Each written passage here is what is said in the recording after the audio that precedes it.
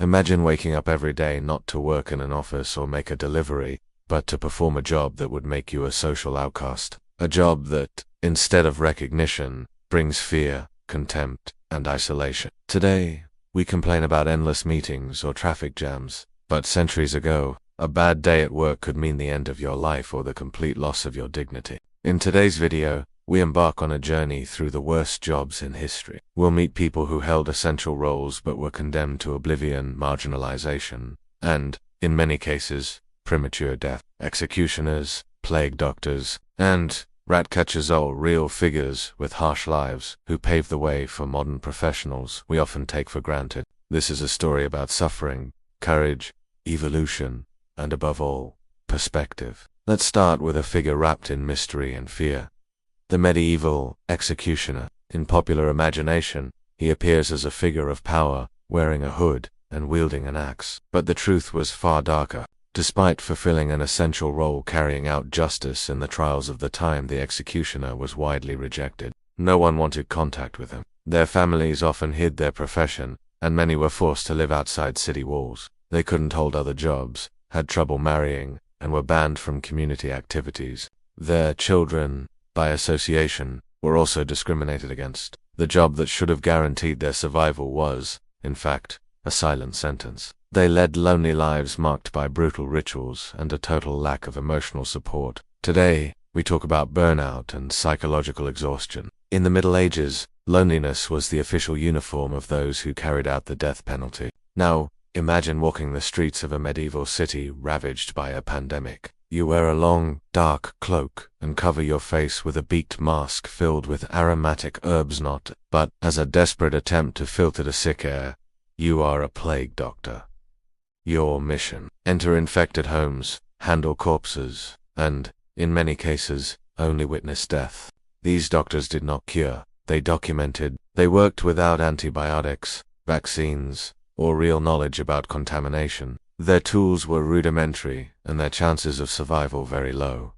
Yet, these people placed themselves on the front lines. Often, their presence was seen as a sign that the end was near. Today, healthcare professionals are protected by laws, equipment, protocols, and science. But the plague doctor reminds us that long before that, there was raw courage to face the unknown, to risk one's own life out of a sense of duty.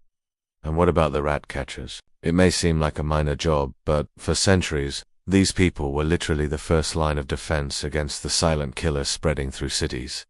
The bubonic plague. With simple traps, makeshift nets, and impressive courage, they tracked infestation sites, entered sewers, rummaged through garbage, and slept with their tools by their bedside. It was a job considered disgusting and unworthy, but absolutely necessary. With low wages, social invisibility, and no protection whatsoever. There were no gloves, masks, or public policies, only urgency. Today, we have pest control services, urban cleaning professionals, and well-structured health policies. But the truth is, many of these workers still go unnoticed. The medieval rat catcher is the perfect symbol of the essential worker everyone ignores until chaos knocks on the door. Now, let's broaden the view. Imagine a timeline starting in the 14th century and reaching the present day. The executioner, symbol of punishment, gave way to the judge, the mediator of justice. The plague doctor evolved into the surgeon, the clinician, the scientist. The rat catcher became a public health agent, a sanitation engineer, an urban cleaning professional. What was once done with fear, shame,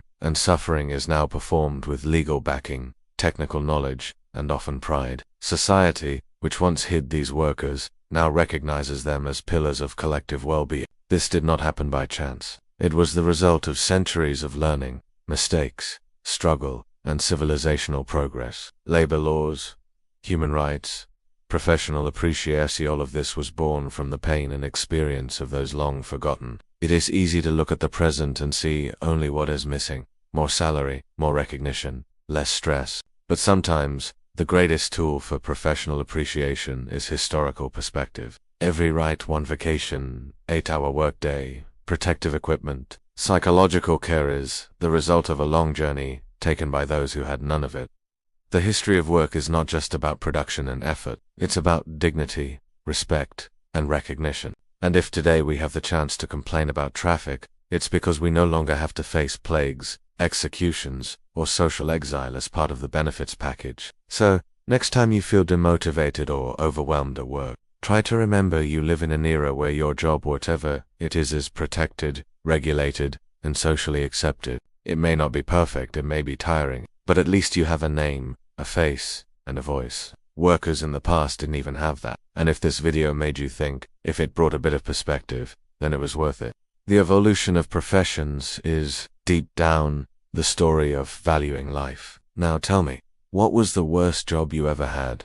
Would you trade it for that of an executioner, plague doctor, or rat catcher?